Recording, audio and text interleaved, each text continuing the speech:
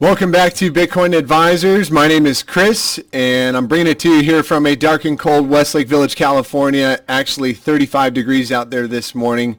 And we're going to talk about Bitcoin's price action, whether we are macro bullish or bearish on Bitcoin. And we also covered the short-term time frames. That's price action over the next 1 to 4 hours, medium-term price action over the next 1 to 5 days, and our higher-term time frames like over the next few weeks or months. With that said, let's jump right into it and take a look at what's happening right now for Bitcoin and the stock market, because remember, they are highly correlated. And it is Friday, December 10th. You got Bitcoin CME futures going to close today and it is about 5:30 a.m. And I just saw on Bloomberg this morning the U.S. November consumer prices rose 6.8%. Is that inflation, Mr. Powell? I don't know, but The other thing they just said is that they're not going to raise rates, or they're going to raise rates no later than September next year. So, how does the government let interest rates stay this low while pumping trillions of dollars into the market and not expect inflation to run hot? I think that is what they are expecting. So right now, and then how do they expect people to go back to work, right? If you're making all this money off of crypto and real estate and your stocks are going to the moon, why would you go back to work? Anyway, I don't know how the market's going to react to the numbers, but it looks positive so far for the stock market here. And I would say even on NASDAQ, if we can get any kind of an hourly closure above 16,500, and I'm looking for NASDAQ to go retest the highs at about 16.7. So positive reaction so far. And we did say yesterday on the daily we were expecting to sell off that prior high, and that could correlate with Bitcoin's price action coming down, which if you did notice yesterday on the hourly, we did come back down. We had the hourly closure below 49,000, which gave us a quick move down to 47.5, which we talked about the bottom side of the range yesterday. And Bitcoin decided to pick itself up there, and now we are getting back up into an area where I might start to flip bullish. But what I would say is, and what we said yesterday, Bitcoin was trading in a range between our high 52,000 and the low of 49,000. Any break of that range would get us a quick move down to 47. And then we thought likely might spill on down to 45,000 on the CMEs, and we didn't get that move. And good thing we have a clear stop and reverse point. But I would say is this is if we can't get the next hourly closure to close above this level right here at 49,720, then we will have hidden bearish divergence, and I would expect a quick move back down to 48,500. However, the real range, in my opinion, is going to be on our daily time frame here. And to just clear this up a little bit, let's take that out. Let's take that out. And what I would say is, any kind of a daily closure back above 54,000 or below 47, call it 48,000, that's going to get us the next 10 to 20% move, a bigger move, right? And so how would I look at, be looking for opportunity during this volatility? Frankly, it's a trader's paradise when, coins are moving 10, 20, 30% in a day. But if you are a hodler here, what I am postulating, again, is based off the weekly massive ascending triangle here that we have. And again, when Bitcoin is making, higher highs and higher lows on a weekly time frame, that's a macro uptrend in my opinion. And, let the trend be your friend, right? So although a test down to the green 55-day exponential moving average is what I am expecting, maybe price to come down around 43 to 45,000 on the CMEs. There are a few reasons why I think this could be happening again based on some of the underlying market dynamics. But, as long as we are closing weeklies above, call it 42,000 on the CMEs here, then I am still going to be macro bullish and expecting this to resolve to the upside, which this massive ascending triangle, again, you measure it from about 50%, right? And these typically break at about 75% full. So where would 75% full be? I don't know, somewhere around there. April next year, so March next year, February next year, could it be somewhere around that time? I think that is what I'm postulating, and that would give us a measure move up to about 90,000, and I think it would probably continue on from there. So back to some, and again, why is it important to know where Bitcoin is going? Bitcoin rules the market, and whatever Bitcoin does, altcoins do more, right? That's the general rule of thumb. So what I typically do is use Bitcoin's price action as a thermometer for the entire crypto market. So we look at the underlying market dynamics and use all these things in confluence with each other to get us a general bias on the direction for Bitcoin's price action. So underlying market dynamics, the first one we look at is the Bitcoin dominance, and Bitcoin dominance is hovering near these macro low levels. We were postulating that, Bitcoin dominance likely to tick back up, and we got rejected at the 47%. So if Bitcoin dominance does want to take a leg back up above 47%, what we would expect is altcoins to get crushed.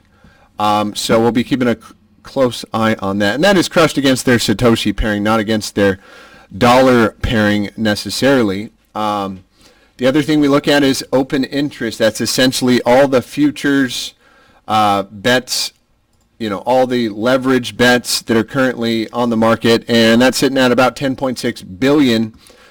To give an idea, open interest, the high on open interest was about 16 billion just to call it a few days ago. And we had a washout. $5 billion worth of interest was washed out, and now we're sitting at about 10.6 billion. Now the major low on open interest back in May was about 4.5 billion. So we're kind of caught in the middle here based on Bitcoin's price action. In fact, based on its price action and the fact that Bitcoin likes to wash people out, right? The exchanges, they make money when your account gets liquidated. And how does that happen? Well, if you have a leveraged bet and it goes against you, well, you can get liquidated if you don't have a stop loss in. And those liquidation engines like to get going, and that's why you see these big, massive wicks. So do I think Bitcoin could trade between 45 and 58,000 over the next, week or two? Yes, I think that's very likely. Why, you can see the weekly 618 Fibonacci is coming in at 58,900, right at the red 10 simple. And that's our classic bull trap area. So if Bitcoin does want to come back down here, test around 45 on the CMEs, and then pick itself up, and we get stopped out there, that's a good signal that, hey, that was just a fake out, and it's probably back down to, not so good land, back down to doggy town. That's what they say. So open interest, we'll be keeping an eye on that. And then the global leverage ratio, which had a slight tick up from yesterday at 0.18%. And that's still very high. Another reason why I think a looming washout could possibly happen. Again, I've been saying this for the past few weeks. Again, we are still macro bullish on Bitcoin as long as we are closing weeklies on spot price action. That's 42,000. It's about the same on CMEs as well. So, another test down to the green 55 completely fine, and that's in a bullish trending market. You can see how many times in this last consolidation where Bitcoin played off that green 55 on the weekly time frame. 1, 2, 3, 4, 5, 6, 7 times, right, before we had a macro low in. And that is another point I will bring up here, is that, based on Wyckoff accumulation, typically, the distribution phase, which is, people selling on buyers, right, is as long as the accumulation phase, which is buyers picking up from the sellers, right? So institutions distribute on the retailers, right? And then when the retailers get scared, they buy it back from them, right? And then it goes back up. So you can see this one. I forgot how many days it was. It looks up. Let's see how many weeks. 1, 2, 3, 4, 5, 6, 7, 8, 9, 10, 11, 12. So call it about 90 days, right? And then this was about 90 days down here. And then I believe this was about 10 to 15 days. And this was about this was 14 days. I'll just draw it so you can see. This is about a 14-day top. And then we had about a 10-day low, and then here we go, 30-day top, and then what am I suspecting? 30-day bottom. And these are just magic, hocus pocus, lines. Bitcoin could do anything, but again, this is just what I'm looking at. So hopefully that's helpful, and I'm going to clean up the chart here.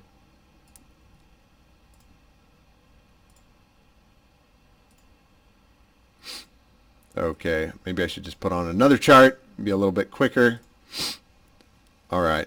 Now, what else did I bring what else do I want to talk about? So again, could I be completely wrong here and Bitcoin just V-bottoms out here and we break back above, 54,000 and then the next target about 65,000? Absolutely we could, but do I think that's very likely? I don't think so. I think that's a big, part of the thing out there on YouTube. Everybody out there wants to one-up each other. One guy says 100,000. The next guy says 250,000. I just want to give you my honest, straight-up opinion. And again, I am bullishly biased. Why? Because it's trend continuation. We got higher lows on the weekly and higher highs, and that is good for a macro outlook as far as I'm concerned.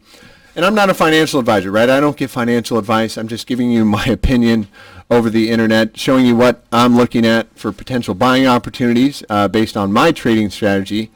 And that could be completely different than yours, right? And this is kind of a one-way conversation, so please make sure you do your research when it comes to altcoins and do not invest, more than you can afford to lose. But here's what I'm looking at for trending altcoins right now. I think at this point, I don't know if I would even call Ethereum an altcoin, but you can see on the weekly here, we're still maintaining higher lows on the weekly for Ethereum. On the daily here, we did have a pretty girthy red candle there, and what I would say, keep, again, the 618 fib, right? If we get stopped out there, 618 is coming in right at 4,300 on the daily, so if we get stopped out there, might be looking for a little bit of a pullback. But other than that, Ethereum right now, taking a look at the 4-hour, any kind of a 4-hour closure back above. Let's move this up to the 618. Back above 4,300, I'm going to expect a quick move back to 4,600. But resolution of the range does not come until we get a daily closure back above 4650, or to the downside, I would even move that up to, call it 4960. So any kind of a daily closure above or below there is going to produce quite a big move for Ethereum. And I expect, Ethereum does follow along with Bitcoin, but with more gains. And why is that? We'll take a look at the Ethereum Bitcoin pairing here. I know I have it on my chart here, but let's see here. Let me add it. Okay, we're going to add it. The Ethereum Bitcoin chart on the weekly had a macro breakout. And what does that mean, right? So on the weekly time frame, that's our highest time frame, the most powerful time frame. What did we do here? Well, we took out that last weekly prior high right there. And now we're coming upon this one, which we are, I think we did slightly close above last week. So let's see if I can put this on the screen here. Did we get to close above? Let's see.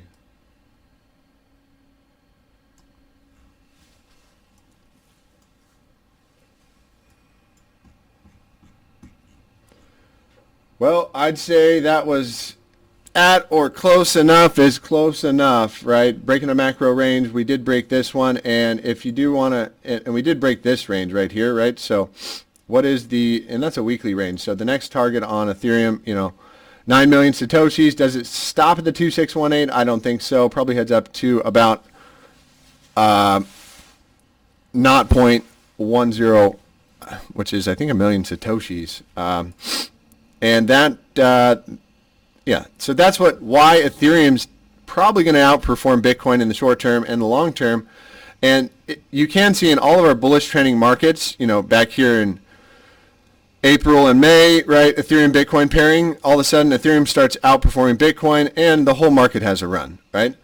Anytime this chart is bullish and we're closing weeklies, you can look. This is our last run from March of 17 to June of 2017, and that's when Bitcoin went from $200 to almost 20,000, and Ethereum went from about $1 to $1,400. So that was a pretty good run. And then back here in December 2017, let's just go back and look at Bitcoin's price. December of 2017, where were we?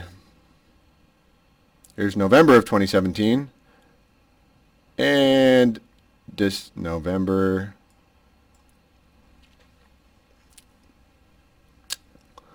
So December 2017, Bitcoin puts in a high, and what happens? Ethereum starts outperforming Bitcoin, and wow, what happened back then? Let's take a look. So Ethereum had one more leg up, right, from 700 to about $1,300, so it almost doubled, while Bitcoin had a massive correction. And so that's one of the things we'll be keeping an eye on is, when does Ethereum Bitcoin reverse and put in a lower high? So that's enough for that. Let's get back on to some of our altcoins here. I just wanted to point out a few trending altcoins. Next one I'll throw up is Sand,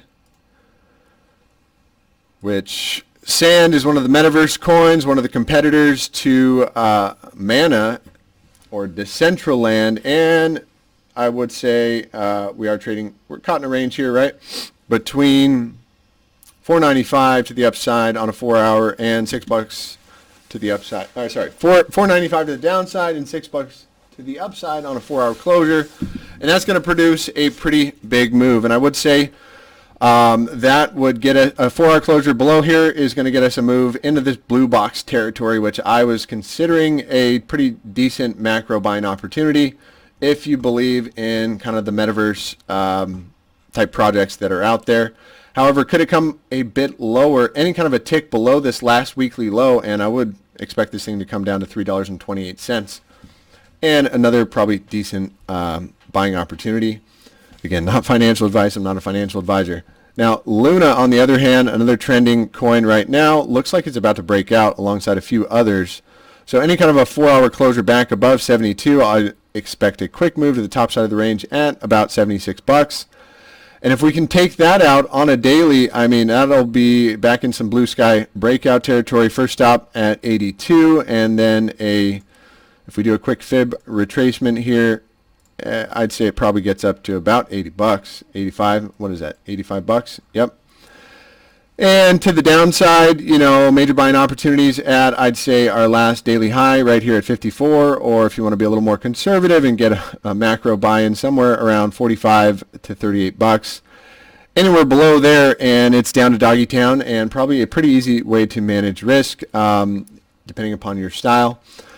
And what else is trending right now? And they had a big event yesterday. I'm not sure what it was, but looks like positive reaction in the market. And again, the strong trending altcoins are going to tend to outperform Bitcoin. You can see this is up 8% today, while Bitcoin is only up 4% today, so 2 to 1, right? And again, I would say on this one, same thing. We're watching out for the 618 fib and really what the market does in general today. How, so if we get stopped out anywhere around 240, and that's going to look like a bull trap, even on a 4-hour, how does that look?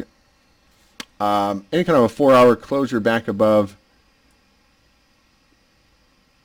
gosh, that's not going to give you quite a move. Looks like we're getting the move right here. Any kind of a 4-hour closure above here, and we get a move to the top side of the range at 240.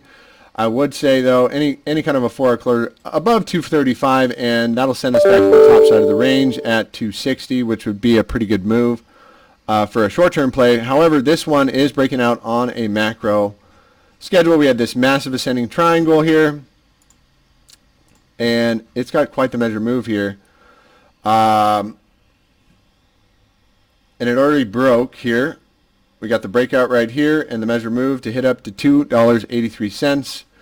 And I would say this week, the weekly closes on MATIC in about 2 days and 10 hours. And any kind of a weekly closure above the topside trailing band, I am expecting trend continuation.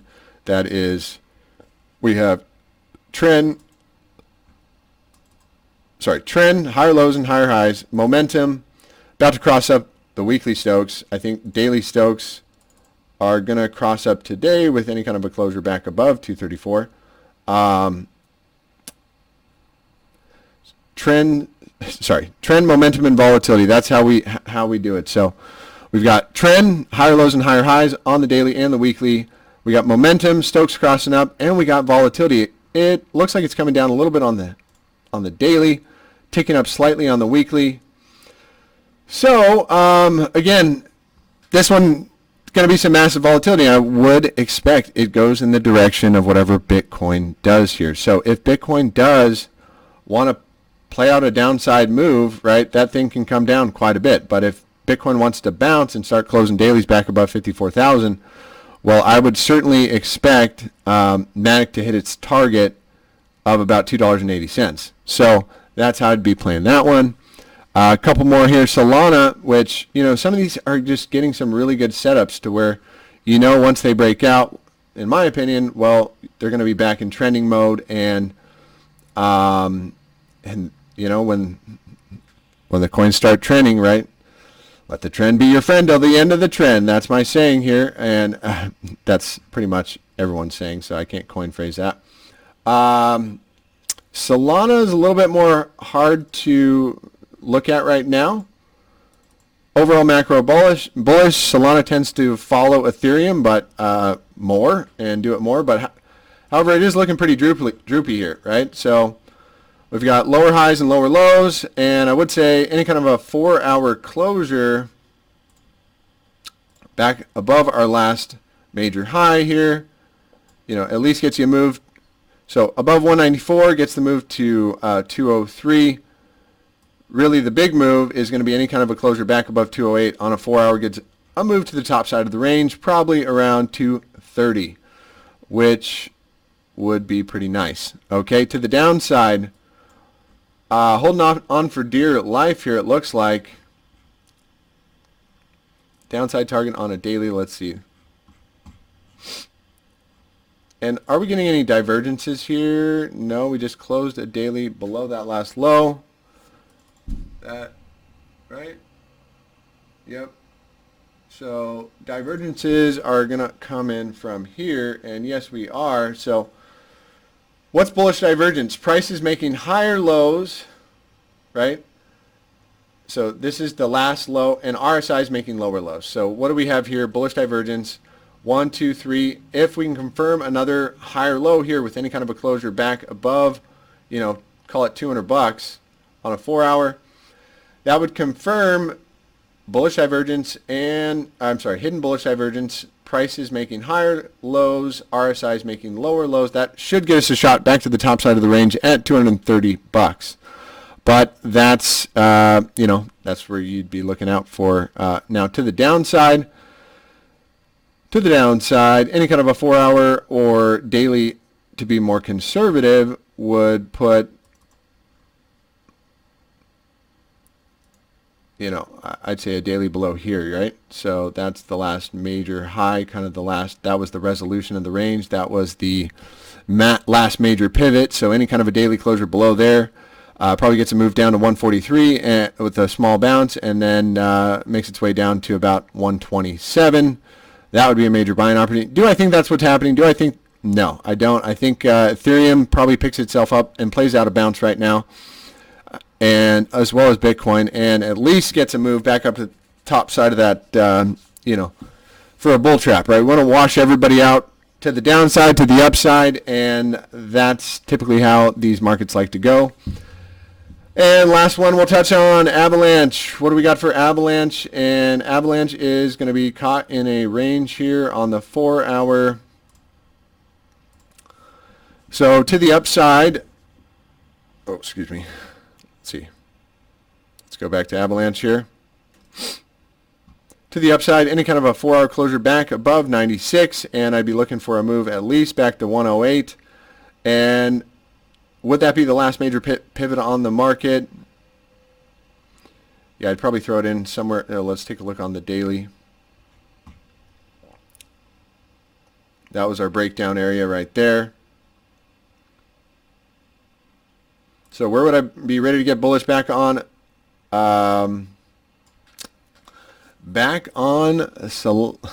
AVAX here.